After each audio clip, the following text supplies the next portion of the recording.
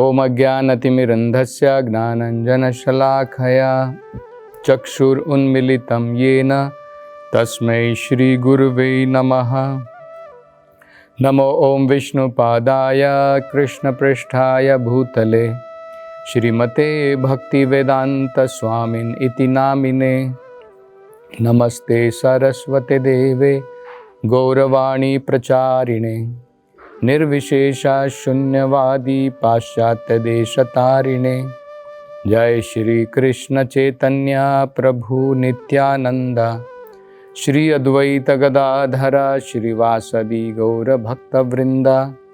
हरे कृष्णा कृष्ण कृष्णा हरे हरे, हरे राम राम राम हरे हरे।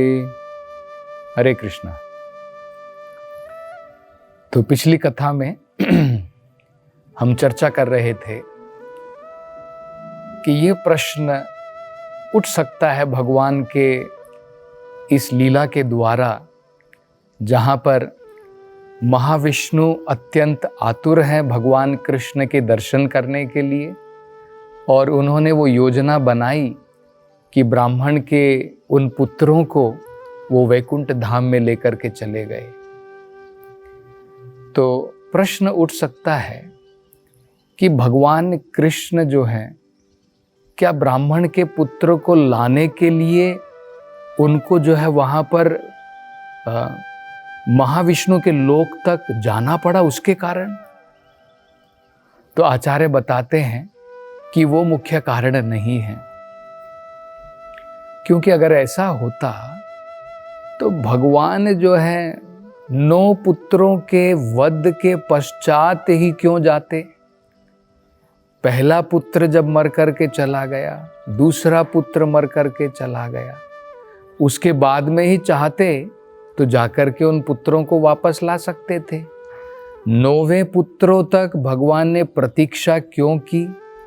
अगर हम सोचने का उसका प्रयास करें तो हमारी समझ में आएगा, भगवान भक्त वत्सल है। भगवान अर्जुन की रक्षा करने के लिए प्रतिबद्ध हैं। भगवान भगवत गीता में अपने भक्तों के बारे में ये बताते हैं, कौन्तेय प्रतिजानीहि न मे भक्त प्रणश्यति। हे कौन्तेय, हे अर्जुन, सारे संसार से कह दो मेरे भक्त का पतन कभी नहीं होगा, मैं उनकी रक्षा हमेशा करूंगा। ये भगवान का वचन है। इस वचन को पूरा करने के लिए भगवान कुछ भी करने के लिए तैयार हैं। यहां तक कि भगवान अपने वचनों को तोड़ने के लिए भी तैयार है।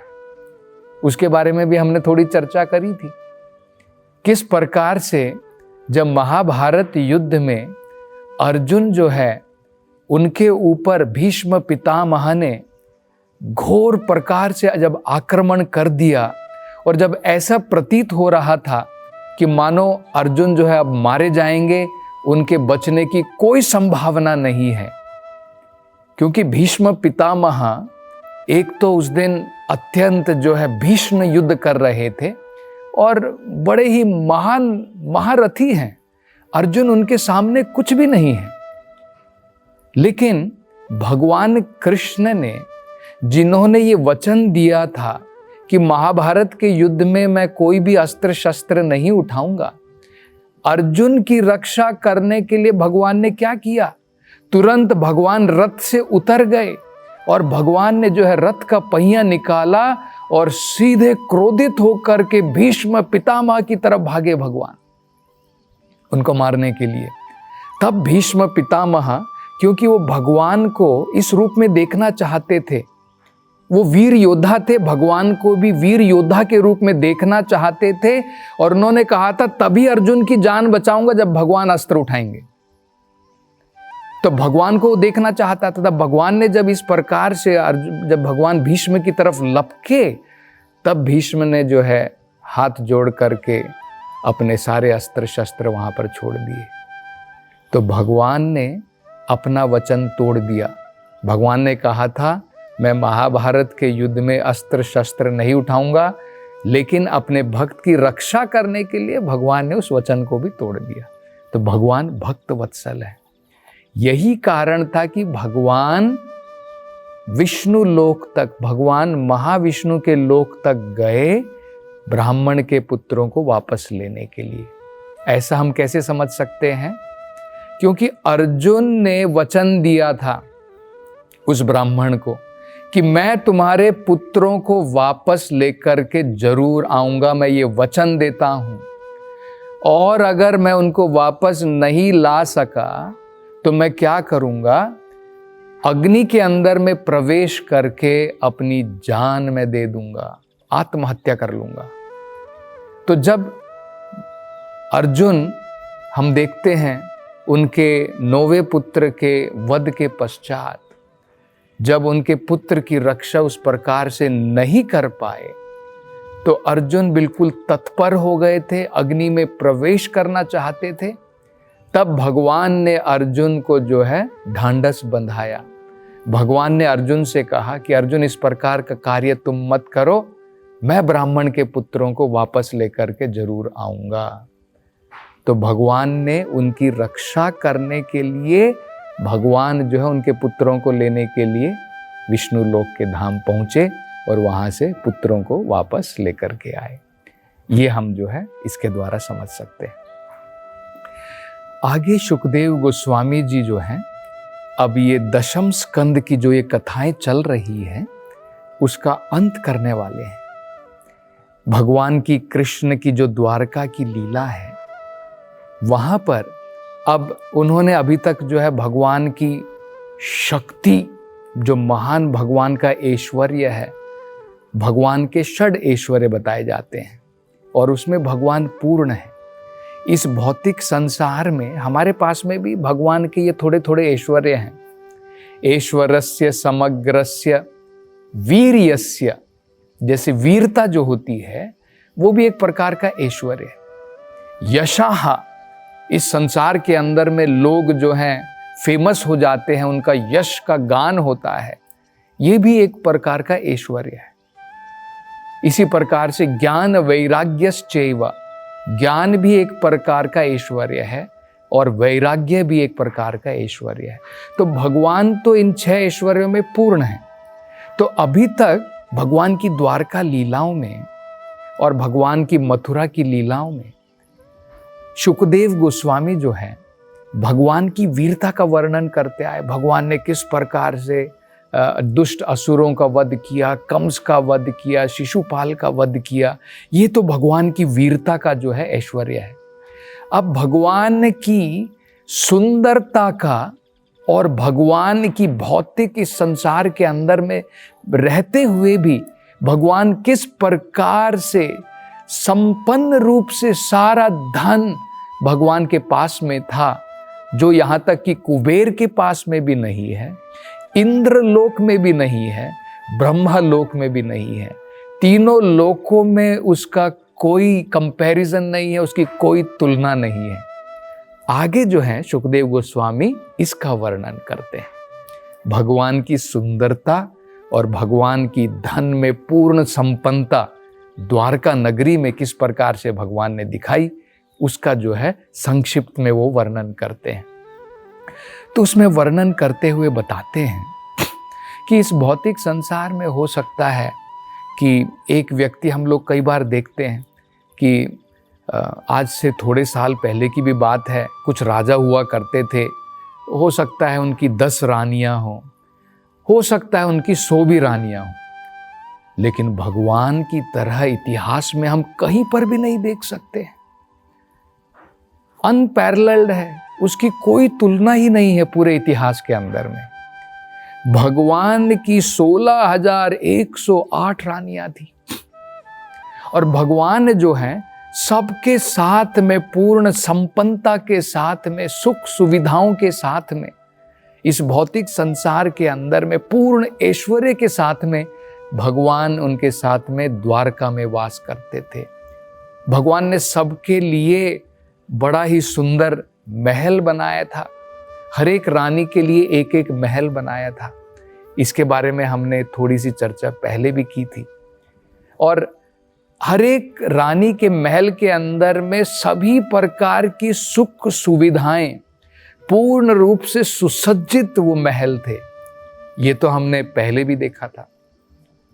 शुकदेव गोस्वामी जी बताते हैं कि अभी राजा तो हमने देख लिए, वो भी 100 रानियां हो सकती हैं, वो कर सकते हैं, लेकिन भगवान की तरह 16,000 ये तो हमने इतिहास में कभी नहीं देखा है।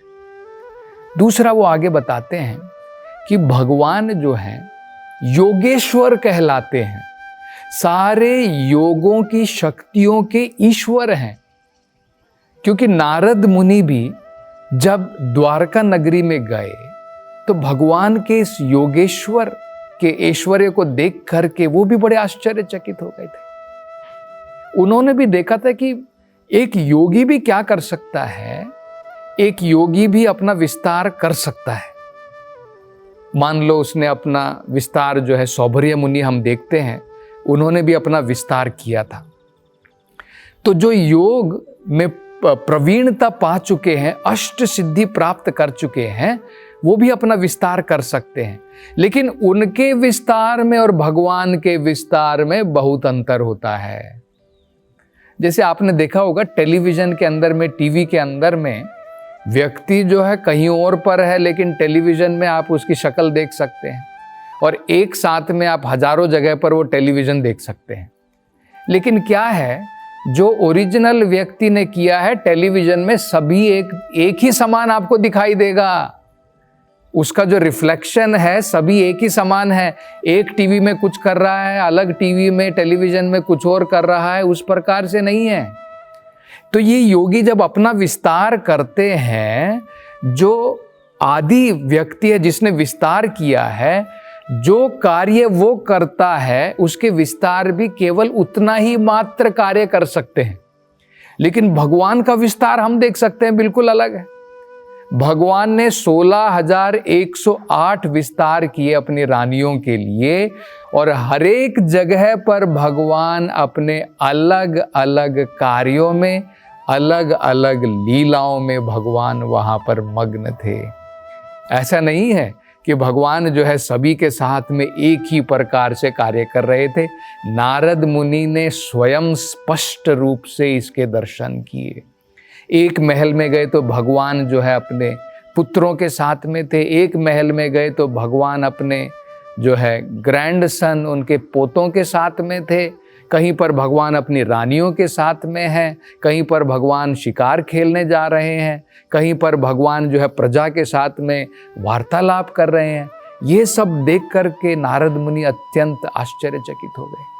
तो भगवान भौतिक संसार में, भगवान ने जो अपनी ये लीला दिखाई कि भगवान उस ब्राह्मण के पुत्रों को भी वापस लेकर के आ गए, भगवान ने 16,000 रानियों के साथ में विवाह किया, भगवान ने अपना सभी रानियों के साथ में विस्तार किया। इन सभी लीलाओं के द्वारा हम स्पष्ट रूप से समझ सकते हैं कि भगवान कृष्ण कोई आम पुरुष नहीं है। भगवान कई बार पात्र जरूर निभाते हैं एक आम आदमी जैसा, लेकिन भगवान जो है स्वयं पुरुषोत्तम, लीला पुरुषोत्तम भगवान कृष्ण है। ये हमें समझना चाहिए। तो भगवान की सुंदरता के बारे में भी शुकदेव गोस्वामी वर्णन करते हुए बताते हैं कि भगवान जो है उनके पुत्र थे, उनके पोते थे, पड़पोते थे, लेकिन फिर भी भगवान और भगवान की जितनी भी रानियां थी, सब की सब जो है उनकी उम्र में कोई फर्क नहीं पड़ा। इस भौतिक संसार में क्या होता है, अगर हम पिताजी बन जाते हैं तो हमारे बाल सफ़ेद हो जाते हैं, और अगर हम पोते बन जाते हैं तो शरीर के ऊपर झुर्रियाँ तक पड़ जाती है। पड़पोते होते हैं तो शायद हम मृत्यु लोक को भी चले जाते हैं, तब तक हम कहाँ जीवित रहते हैं। लेकिन भगवान की लीलाओं में हम लोग देख सकते हैं। इसलिए ब्रह्म संहिता में भी भगवान के बारे में कहा है नव यौवनम च, भगवान हमेशा अपने नव यौवन के रूप में रहते हैं। कई बार आपने सुना होगा, लोग कहते हैं कि सत्य जो होता है वो भद्दा होता है। जैसे उदाहरण के तौर पर एक कवि हैं, उन्होंने ऐसा लिखा है कि सत्य जो है हमेशा भद्दा होता है। भद्दा का मतलब है कुरूप होता है।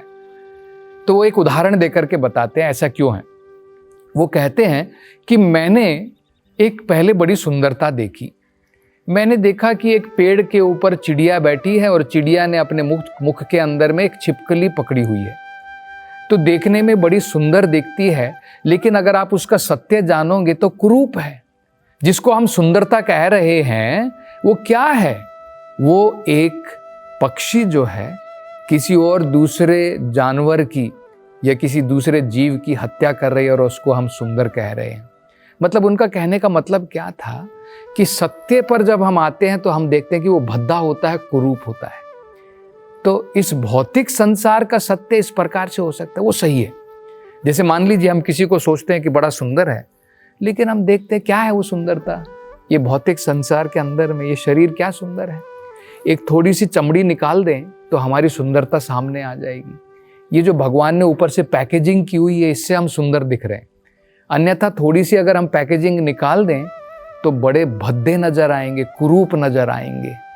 और जब हम आज हो सकता है हम मिस्टर इंडिया हो, मिस इंडिया हो, लेकिन थोड़ा समय बीतने दो, तब हम जो है मिस्टर ओल्ड बन जाएंगे, है ना। तब हमारी तरफ कोई देखेगा भी नहीं, हमें कोई पहचानेगा भी नहीं। ये भौतिक संसार है। लेकिन परम सत्य जो होता है, परम सत्य परम सुंदर भी होता है, ये हमें समझना है। भौतिक संसार के अंदर में सुंदरता अलग है, परम सत्य परम सुंदर भी होता है। तो इस प्रकार से शुकदेव गोस्वामी जो है भगवान के संपन्नता का और भगवान की सुंदरता का बड़ा सुंदर वर्णन इन द्वारका लीलाओं के द्वारा करते हैं, जिसके बारे में हम और अधिक जानने का प्रयास करेंगे अगली कथाओं में। हरे कृष्ण।